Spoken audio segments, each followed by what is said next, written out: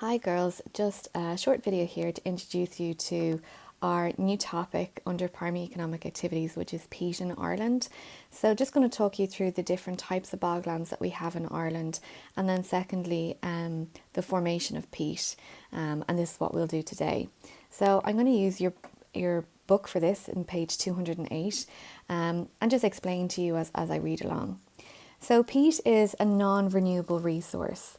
So you might remember that a non-renewable resource is one that cannot be used again. So once we use peat up, it cannot be used again. So it wouldn't be the most environmentally friendly resource that we have. But it is a non-renewable resource harvested from bogs. In Ireland, peat is found in two types of peat bog. So these are the two different types that we have. One is the raised bog. These are found on flat or gently sloping lowlands in the Midlands. These bogs form in shallow depressions and have an average peat depth of 8 to 12 metres. So these are the raised bogs here that we have in the Midlands.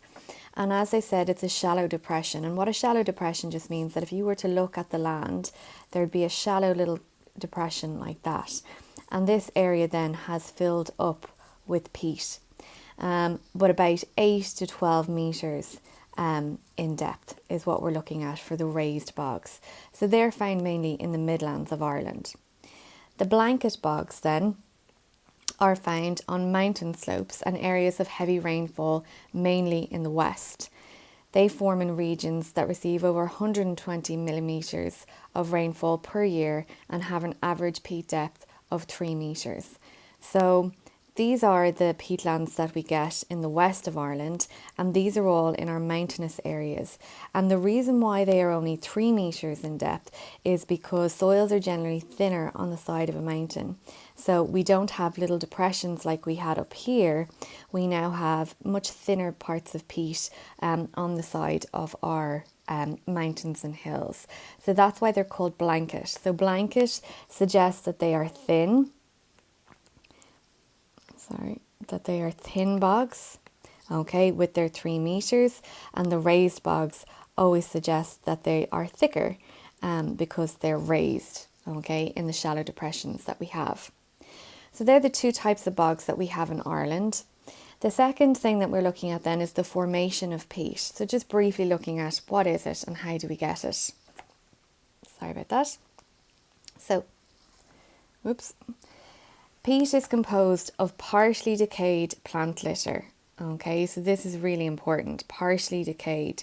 So when we looked at soil, we looked at how plant litter gets broken down into potentially humus by our bacteria and our fungi. And with peat, this is material that's in the process of being broken down. So it's partially broken down. 4 conditions are needed for peat to form, and Ireland has all of these 4 conditions, and that's why we have so much peat. So growth of vegetation, so we obviously need trees, plants, flowers. We need high levels of rainfall, so we do need lots of moisture for formation of peat.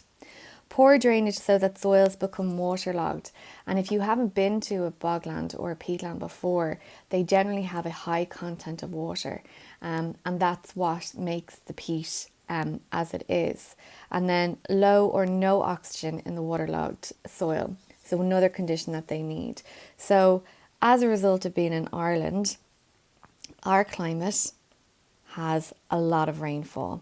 Okay, so our cool temperate oceanic climate is what basically allows us to have the formation of large peatlands in the Midlands of Ireland. So Ireland's bog formed after the last ice age, so after our last glaciation. As the ice retreated, which means as the ice melted and moved back, it deposited large amounts of sediment in the form of undulating hills. So this word undulating just means gentle hills like this. So slightly risen hills like that. Between the hills were many hollows with poor drainage. So in between these hills, this was the hollow that they're talking about here and here. As plant litter died, if it did not decay, sorry, that's a typo. As plant litter died, it did not decay because of the absence of oxygen in the waterlogged soil. So what happens is that it only becomes partially decayed as a result of the lack of oxygen. Over time, layers of plant litter built up to form Ireland's peat bogs. So the plant litter would keep building up in these waterlogged areas, okay, and eventually that formed our peatlands. So in between our undulating hills that we have there. Okay, so that's just a brief overlook at what our peat is, where we find our peat in Ireland, and how we have the formation of peat.